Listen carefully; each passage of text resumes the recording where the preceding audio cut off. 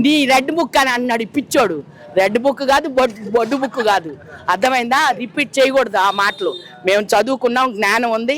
చంద్రబాబుకి చరిత్ర తెలిసినా, ఎన్టీ రామారావు చరిత్ర తెలిసినా, ఆడమ్మ మొగుడు చరిత్ర తెలిసినా, వాడు నీచిపోయిన వాడు, నీచు బుద్ధి మారడు. వాడు చచ్చేదాకా మారడయ్యా. అంతే, అది మాత్రం చెప్తున్నాను. ఈ పిచ్చోడు పవన్ కళ్యాణ్ కూడా నేర్చుకోవాలి. నేర్చుకోకపోతే వాడు వీడికి చూపిస్తాడు. అది అర్థమైంది నాన్న. నేను బెట్టులు దుడుతాను, 5 ఉడతాను. మా జగన్మోహన్ రెడ్డి గారితో దేనికి అంటే నేను అనకూడదు. పెద్దదాన్ని, ఒక ఆడ మనిషిని అలాంటివి పోల్చకూడదు. వాళ్ళు పోలుస్తున్నారు, కానీ నేను పోల్చను. 100%. కానీ మాలాంటి వాళ్ళు గుర్తుపెట్టుకోవట్లే జగన్మోహన్ రెడ్డి గారు. అది మాత్రం పక్కా చెప్తున్నాను. నేను ఉక్రాసంతో చెప్తున్నా, గుర్తు పెట్టుకోవాలి. అంతే, గుర్తు పెట్టుకోకపోతే కుదరదు. రేపొద్దున ఎలా ఉంటుందో తెలియదు. ప్రజల నాడి పట్టుకుంది ఒక జగన్మోహన్ రెడ్డి గారు, రాజశేఖర రెడ్డి గారు. అర్థమైందా?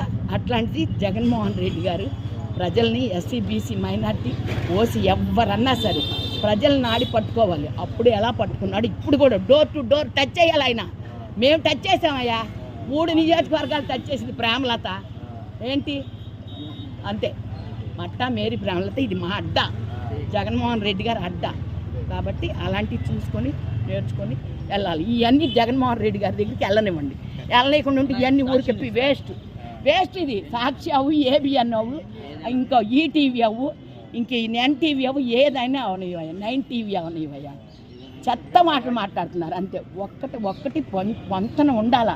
ఒక మాట మాట్లాడుతున్నామంటే దానికి పొంతం లేకుండా మాట్లాడకూడదు. పొంతం లేకపోతే మాలాంటి వాళ్ళు నాశనం అయిపోతారు. రేపొద్దున మీలాంటి వాళ్ళకి కూడా ఫ్యూచర్ ఉండదు.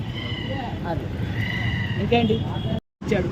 ఈ సింగనగర్ ఇదంతా పొంగిపోవడం కూడా ఇవన్నీ చూస్తూనే ఉన్నారు ప్రజలు. మీరు బిడ్డలు లాంటి వాళ్ళు, మాకు మేము యాజ్ ఏ మమ్మీ లాంటి వాళ్ళం. ఎంత చరిత్ర చూసేసామో మేము.